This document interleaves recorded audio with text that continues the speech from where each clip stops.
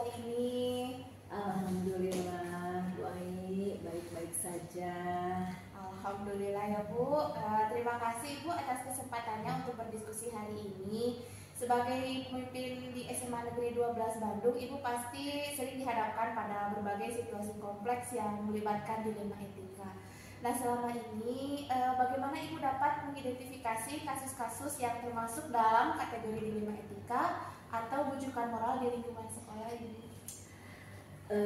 Biasanya saya mengidentifikasi kasus-kasus yang termasuk di situ dilema etika itu ketika ada pertentangan ya antara nilai-nilai yang kita anut di sekolah seperti kedisiplinan, kejujuran, keadilan gitu ya. Nah ini misalnya ketika ada siswa yang melakukan kecurangan dalam ujian atau ketika ada konflik antar siswa yang melibatkan perbedaan latar belakang. Nah, kasus-kasus seperti ini tentunya sering membuat kita ini harus memilih ya antara kepentingan individu dan juga kepentingan kelompok. Baik Ibu, nah ketika menghadapi situasi di mana ada dua kepentingan yang sama-sama benar atau sama-sama bernilai, bagaimana biasanya Ibu mengambil keputusan? Bisa Ibu jelaskan proses pengambilan keputusan yang Ibu lakukan? Proses pengambilan keputusan ya biasanya dalam situasi seperti itu saya selalu berusaha melibatkan semua pihak tentunya ya, baik itu ada gurunya, siswanya, manajemen, orang tua gitu ya, karena dengan semua pihak pasti ada jalan keluar. Nah gini ya, kami selalu mendiskusikan masalah secara terbuka dan mencari solusi yang paling adil dan bijaksana tentunya bagi semua pihak. Saya juga mempertimbangkan konsekuensi tentunya jangka panjangnya bagaimana gitu kan, dan juga keputusan itu tentunya supaya berlaku untuk semua pihak, jadi tidak ada keterpihakan satu sama lain. Langkah-langkah atau prosedur apa yang secara umum Ibu tempuh dalam menangani kasus-kasus dilema etika? Nah, hal-hal apa yang menurut Ibu paling efektif dalam proses pengambilan keputusan tersebut? Kami memilih prosedur yang cukup jelas dalam menangani kasus-kasus dilema etika ya. Pertama, tentunya kita mengumpulkan dulu semua fakta yang relevan ya. Mungkin itu faktanya bisa dari siswa, bisa dari guru gitu kan, atau juga melalui pengamatan ya. Kemudian yang kedua, melibatkan tim khusus. Nah, ini yang terdiri dari biasanya ada BK, ada wali kelas, kalau lebih jauhnya lagi itu ada wakil kepala sekolah, itu khususnya di bidang kesiswaan gitu ya. Dan jika diperlukan maka ada perwakilan siswanya. Kemudian yang ketiga, kami melakukan diskusi bersama ini untuk mencari solusi yang terbaik. Yang paling efektif menurut saya adalah jadi melibatkan semua pihak yang berkepentingan dan mendengarkan pendapat dari mereka secara terbuka. Baik Ibu, nah dalam menjalankan tugas sebagai kepala sekolah ya Bu, tantangan apa saja yang sering Ibu hadapi saat menghadapi dilema etika? Ya, tantangannya banyak sekali ya, tapi salah satu tantangan yang terbesar adalah ketika keputusan yang kita ambil itu tidak memuaskan semua pihak. Nah, selain itu kadang sulit untuk mendapatkan informasi yang lengkap dan akurat, sehingga membuat proses pengambilan keputusan itu menjadi terhambat ya. Seperti itu. Baik, apakah Ibu memiliki prosedur atau tenggat waktu khusus misalnya dalam menyelesaikan kasus-kasus dilema etika, atau apakah Ibu lebih cenderung menyelesaikan masalah tersebut secara langsung? Nah, biasanya tergantung permasalahannya, tingkat kesulitannya, tingkat sejauh mana sih gitu kan kesulitan dari atau juga ada kelak-kelak. Baik, bisa dikatakan nanti bisa. Kita melihat dulu dari tingkat permasalahannya gitu kan. Nah, yang jelas kami berusaha menyelesaikan kasus-kasus dilema etika itu secepat mungkin gitu kan. Namun tetap dengan proses yang matang tadi melalui diskusi dulu dengan berbagai pihak. Kami juga memiliki prosedur yang mengatur jangka waktu maksimal untuk setiap tahap penanganan kasus. Jadi tidak juga misalkan sampai berlarut-larut atau terlalu cepat, karena kalau keputusan yang diambil terlalu cepat juga itu kurang baik, atau juga yang terlalu lama gitu, itu juga tidak baik, karena tentunya yang namanya masalah itu tidak bisa dibiarkan, tapi harus dicari solusinya. Ya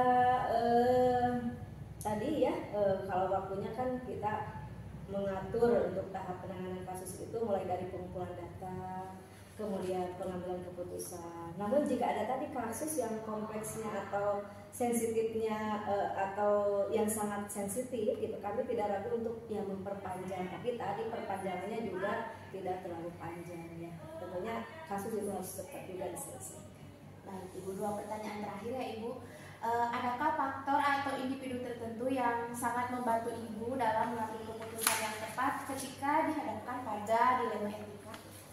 Ya, tentunya ketika mengambil sebuah keputusan yang kategorinya dilema etika, ya kami punya tim ya. Yang pertama yang sangat membantu pada tim manajemen, apapun permasalahan kita selalu diskusi dengan tim manajemen. Kemudian kalau itu berkaitan dengan siswa, kami pun selalu diskusi dengan tim BK ya, di mana tim BK itu bisa memberikan solusi untuk mengatasinya. Dan juga yang tidak kalah penting di sini karena kami juga punya atasan, saya punya atasan. Tentunya kalau memang itu tingkat kompleksitasnya itu rumit atau sangat kompleks, maka kami pun di sini selalu melibatkan pengawas sekolah untuk memberikan saran dan masukan dalam rangka pengambilan keputusan tersebut. Baik Ibu, nah dari pertanyaan terakhir ya Bu, dari pengalaman Ibu dalam menangani berbagai kasus dilema etika, kira-kira pelajaran berharga apa nih yang mau Ibu share nih, mau Ibu bagikan pada kami? Dari berbagai kasus yang ada ya, tentunya pembelajaran bagi saya khususnya ya, setiap kasus dengan berbeda lagi, jadi itu memberikan pembelajaran dan pengalaman yang sangat berharga ya. Jadi menjadikan sebuah ini pembelajaran gitu kan, untuk dengan kasus ini kita sikapnya bagaimana, nanti ada kasus yang lain, ini harus seperti ini. Jadi intinya mah dengan adanya berbagai kasus itu bisa memberikan pengalaman yang pertama, yang kedua meningkatkan kompetensi bagi saya khususnya sebagai kepala sekolah. Baik Ibu, terima kasih banyak Ibu sudah meluangkan waktunya untuk berdiskusi bersama saya. Terima kasih banyak Ibu. Ya, Assalamualaikum warahmatullahi wabarakatuh. Sukses terus. Amin. Waalaikumsalam Sukses warahmatullahi wabarakatuh. Assalamualaikum warahmatullahi wabarakatuh. Waalaikumsalam. Selamat pagi Pak. Pagi. Gimana kabarnya Pak? Alhamdulillah. Alhamdulillah. Ya terima kasih Bapak telah meluangkan waktu untuk wawancara ini. Izin saya ingin bertanya nih, selama ini bagaimana Bapak dapat mengidentifikasi kasus-kasus yang merupakan dilema etika atau bujukan moral? Iya, terima kasih atas kesempatannya. Dalam pengalaman saya, kasus yang melibatkan dilema etika seringkali ditandai dengan adanya 2 kepentingan atau nilai yang bertentangan. Namun keduanya sama-sama penting. Biasanya ketika ada keputusan yang harus dibuat dan tidak ada jawaban yang jelas, saya tahu bahwa ini bisa menjadi situasi dilema etika. Kami mengidentifikasi kasus ini melalui laporan dari siswa, guru, atau orang tua, serta observasi langsung di lapangan. Baik Pak, lalu bagaimana Bapak menjalankan pengambilan keputusan di sekolah Bapak, terutama untuk kasus-kasus di mana ada 2 kepentingan yang sama-sama benar atau sama-sama mengandung nilai kebajikan? Dalam situasi seperti ini, saya cenderung untuk melihat seluruh aspek dari berbagai sudut pandang. Misalnya dalam kasus perundungan yang melibatkan siswa yang populer atau berasal dari keluarga berpengaruh, saya akan mempertimbangkan kepentingan siswa yang terlibat, reputasi sekolah, dan dampak jangka panjang untuk keputusan tersebut. Saya juga berdiskusi dengan tim saya, termasuk guru-guru dan staf lain, untuk mendapat masukan. Dengan begitu, keputusan yang diambil lebih menyeluruh dan seimbang. Baik Pak, langkah-langkah atau prosedur seperti apa nih yang biasa Bapak lakukan selama ini? Prosedur yang saya lakukan, pertama saya mengumpulkan informasi selengkapnya kemudian mengenai kasus tersebut, kemudian mendengarkan dari pihak-pihak yang terlibat serta mengkaji apakah ada aturan yang spesifik yang berlaku di sekolah. Kemudian yang kedua, saya melakukan analisis situasi dengan mempertimbangkan nilai-nilai moral dan etika yang ingin dijunjung. Terakhir, saya mempertimbangkan opsi-opsi keputusan yang tersedia serta dampaknya. Kemudian saya diskusikan dengan tim sebelum membuat sebuah keputusan final.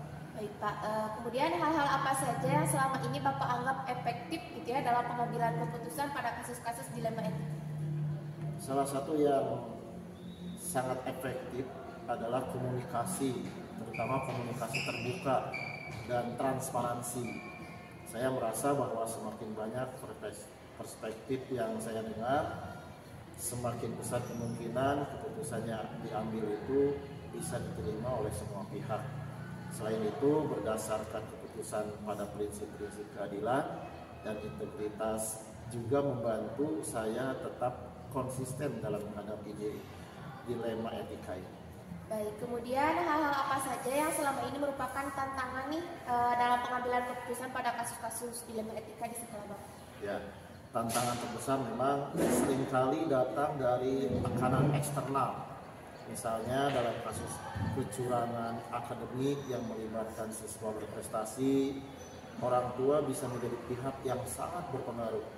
Tekanan untuk melindungi reputasi siswa atau keluarga mereka bisa mempersulit saya dalam menegakkan aturan secara adil.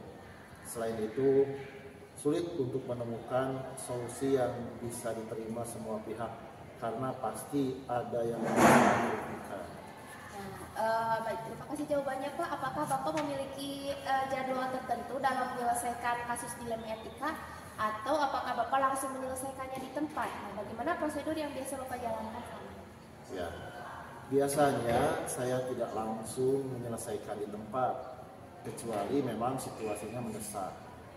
Saya lebih memilih untuk meluangkan waktu untuk memahami kasus tersebut dengan mendalam.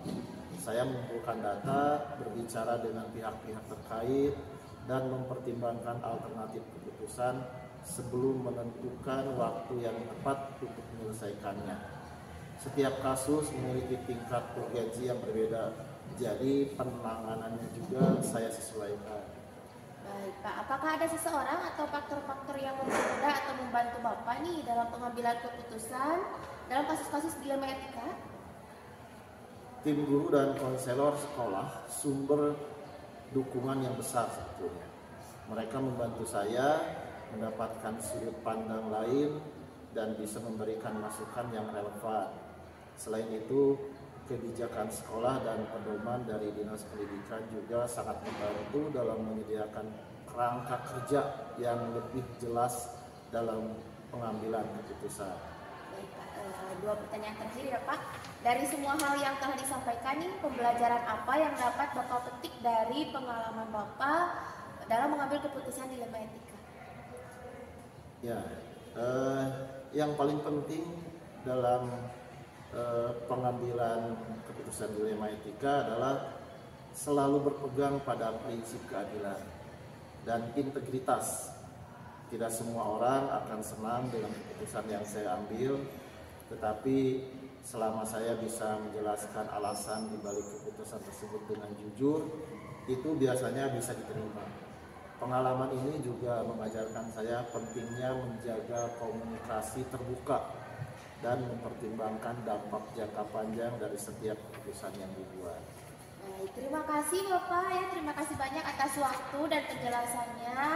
Semoga wawancara ini dapat memberikan wawasan baru bagi kita semua dalam memahami bagaimana menghadapi dilema etika di lingkungan sekolah. Terima kasih. Ya, terima kasih kembali. Semoga bermanfaat dan saya senang bisa berbagi pengalaman ini. Baik, terima kasih Pak. Sekali lagi, wassalamualaikum warahmatullahi wabarakatuh. Waalaikumsalam warahmatullahi wabarakatuh. Bismillahirrahmanirrahim. Assalamualaikum warahmatullahi wabarakatuh. Selamat siang Pak Kepala Sekolah. Terima kasih telah meluangkan waktunya untuk wawancara ini. Saya ingin bertanya, selama ini bagaimana Bapak dapat mengidentifikasi kasus-kasus yang merupakan dilema etika atau bujukan moral? Ya, selamat siang. Terima kasih juga atas kesempatan ini ya. Dalam pengalaman saya, kasus yang melibatkan dilema etika seringkali ditandai dengan adanya dua kepentingan atau nilai yang bertentangan. Namun keduanya sama-sama penting. Biasanya ketika ada keputusan yang harus dibuat dan tidak ada jawaban yang jelas, saya tahu bahwa ini bisa menjadi situasi dilema etika. Kami mengidentifikasi kasus ini melalui laporan dari siswa, guru, atau orang tua, serta observasi langsung di lapangan. Baik Pak, kemudian bagaimana Bapak menjalankan pengambilan keputusan di sekolah ini, terutama untuk kasus-kasus di mana ada dua kepentingan yang sama-sama benar atau sama-sama mengandung nilai kebajikan? Dalam situasi seperti ini, saya cenderung untuk melihat seluruh aspek dari berbagai sudut pandang. Misalnya dalam kasus perundungan yang melibatkan siswa yang populer atau berasal dari keluarga berpengaruh. Nah, saya akan mempertimbangkan kepentingan siswa yang terlibat, reputasi sekolah, dan dampak jangka panjang dari keputusan tersebut. Saya juga berdiskusi juga dengan tim atau tim manajemen, termasuk guru-guru dan staf lain, untuk mendapatkan masukan. Dengan begitu, keputusan yang diambil lebih menyeluruh dan seimbang. Kemudian langkah-langkah atau prosedur seperti apa yang biasa Bapak lakukan selama ini? Pertama, saya mengumpulkan informasi selengkapnya mungkin mengenai kasus tersebut, mendengarkan dari pihak yang terlibat, serta mengkaji apakah ada aturan yang spesifik yang berlaku di sekolah. Terus yang kedua, saya melakukan analisis situasi dengan mempertimbangkan nilai-nilai moral dan etika yang ingin dijunjung. Terakhir, saya mempertimbangkan juga opsi-opsi keputusan yang tersedia serta dampaknya. Kemudian saya diskusikan dengan tim sebelum membuat keputusan final. Baik Pak, berarti ini sudah memenuhi 9 langkah pengambilan keputusan gitu. Nah, hal-hal apa saja yang selama ini Bapak anggap efektif dalam pengambilan keputusan pada kasus-kasus dilema etika? Mungkin salah satu hal yang sangat efektif adalah komunikasi terbuka dan transparansi. Saya merasa bahwa semakin banyak perspektif yang saya dengar, semakin besar juga kemungkinan keputusan yang diambil bisa diterima oleh semua pihak. Selain itu, mendasarkan keputusan pada prinsip-prinsip keadilan dan integritas juga membantu saya tetap konsisten dalam menghadapi dilema etika. Baik Pak, kemudian hal-hal apa saja yang selama ini merupakan tantangan dalam pengambilan keputusan pada kasus-kasus dilema etika tersebut? Mungkin tantangan terbesar seringkali datang dari tekanan eksternal. Misalnya dalam kasus kecurangan akademik yang melibatkan siswa prestasi, orang tua bisa menjadi pihak yang sangat berpengaruh. Tekanan untuk melindungi reputasi siswa atau keluarga, mereka bisa mempersulit saya dalam menegakkan aturan secara adil. Selain itu, sulit untuk menemukan solusi yang bisa diterima semua pihak, karena pasti ada yang merasa dirugikan. Baik Pak, terima kasih jawabannya. Nah, apakah Bapak memiliki jadwal tertentu dalam menyelesaikan kasus-kasus dilema etika, atau apakah Bapak langsung menyelesaikannya di tempat? Nah, kemudian bagaimana biasanya prosedur tersebut yang dijalankan? Biasanya saya tidak langsung menyelesaikan di tempat, kecuali memang situasinya mendesak. Saya lebih memilih untuk meluangkan waktu untuk memahami kasus tersebut dengan mendalam. Saya mengumpulkan data terlebih dahulu, berbicara dengan pihak-pihak terkait, dan mempertimbangkan alternatif keputusan sebelum menentukan waktu yang tepat untuk menyelesaikannya. Setiap kasus memiliki tingkat urgensi yang berbeda, jadi penanganannya juga saya sesuaikan. Baik Pak, apakah ada seseorang atau faktor-faktor yang mempermudah atau membantu Bapak dalam pengambilan keputusan dalam kasus-kasus dilema etika? Oh iya, ada tim guru dan konselor sekolah adalah sumber dukungan yang besar. Mereka membantu saya mendapatkan sudut pandang lain dan bisa memberikan masukan yang relevan. Selain itu, kebijakan sekolah dan pedoman dari Dinas Pendidikan juga sangat membantu dalam menyediakan kerangka kerja yang lebih jelas dalam pengambilan keputusan. Baik Pak, berarti ini tim guru dan BK ya yang dukungan yang besar. Kemudian dari semua hal yang telah disampaikan, pembelajaran apa yang dapat Bapak petik dari pengalaman-pengalaman dalam mengambil keputusan dilema etika? Pengalaman yang bisa saya ambil yang paling penting adalah selalu berpegang pada prinsip keadilan dan integritas. Tidak semua orang akan senang dengan keputusan yang saya ambil, tetapi selama saya bisa menjelaskan alasan di balik keputusan tersebut dengan jujur, itu biasanya bisa diterima. Pengalaman ini juga mengajarkan saya pentingnya menjaga komunikasi terbuka dan mempertimbangkan dampak jangka panjang dari setiap keputusan yang dibuat. Baik, terima kasih Bapak atas waktu dan penjelasannya. Semoga wawancara ini dapat memberikan wawasan baru ya, khususnya bagi saya dalam memahami bagaimana menghadapi dilema etika di lingkungan sekolah. Ya, terima kasih kembali, semoga bermanfaat dan saya senang bisa berbagi pengalaman ini. Alhamdulillah, terima kasih Bapak. Wassalamualaikum warahmatullahi wabarakatuh.